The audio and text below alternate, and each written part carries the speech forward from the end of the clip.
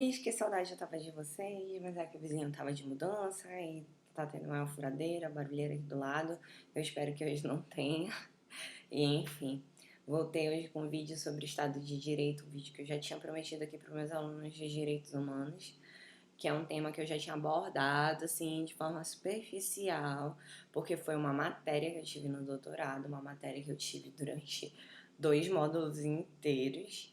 E assim, eu vou tentar fazer com que seja o mais didático possível aqui para vocês, tá? Então vamos lá. A gente costuma sempre falar que o Brasil é um Estado democrático de direito, que o Brasil é um Estado de direito, mas a gente nunca diz o que é, afinal, Estado de direito, tá? Então, a ideia de Estado de direito está ligada especialmente à ideia de rule of law, que é traduzida como império da lei, né? Então, é a supremacia da lei e do processo legal, inclusive sobre os governantes e não somente sobre os cidadãos, tá? Então, que todos estão submetidos ao que a lei dispõe, inclusive os governantes, tá?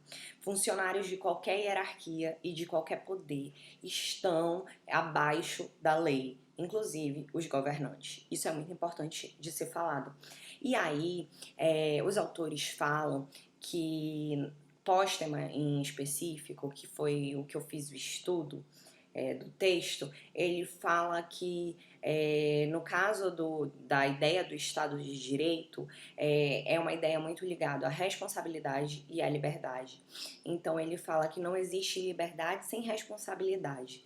Então as pessoas são livres para fazer o que quiserem, mas desde que elas sejam responsabilizadas por aqueles fatos que elas praticam.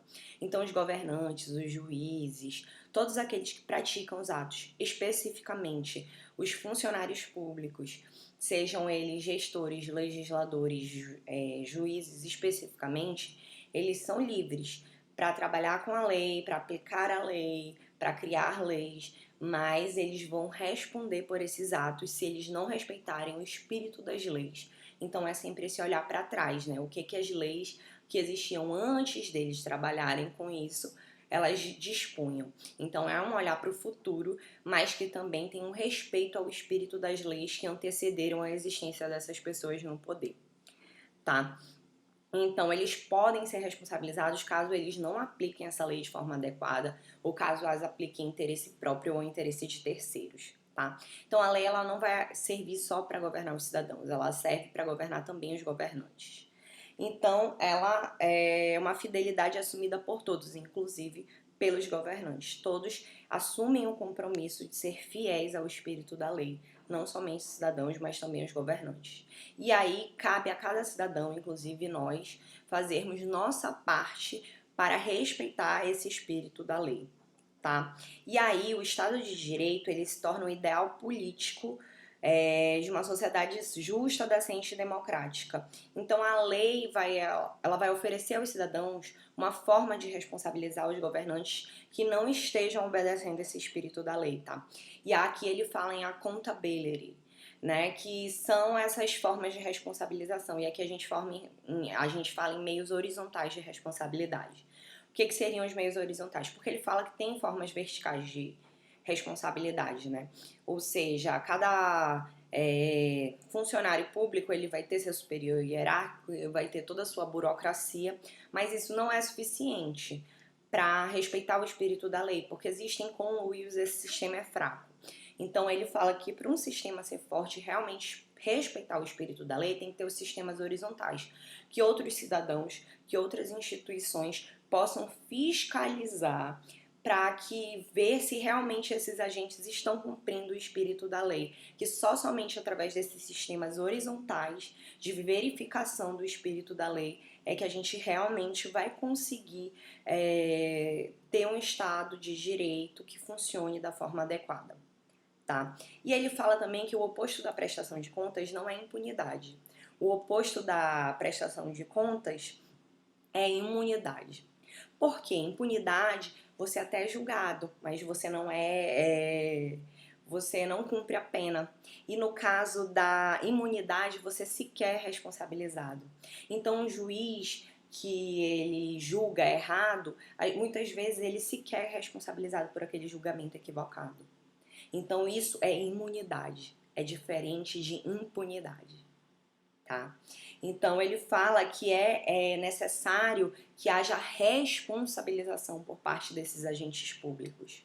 Então ele fala muito que é importante que esses agentes não sejam imunes à aplicação da lei e que a gente precisa ver mecanismos de garantir que esses agentes não sejam imunes à aplicação da lei, tá? E aí ele fala que somente o controle hierárquico não é suficiente, aí eu trago exemplos para vocês.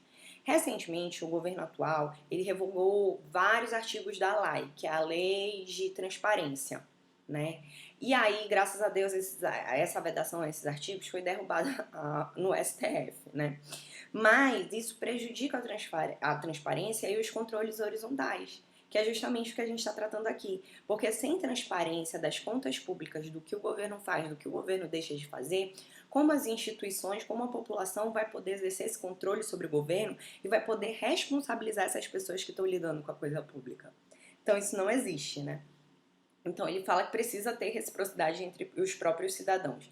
E Postman também fala do papel da atitude cívica e contestadora e do direito à resistência.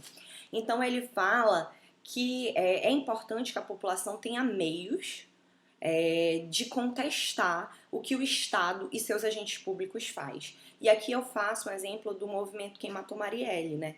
Que existe uma contestação muito grande, um movimento muito grande da população sobre a falta de... sobre a investigação que até o momento não responsabilizou os reais mandantes do crime, né?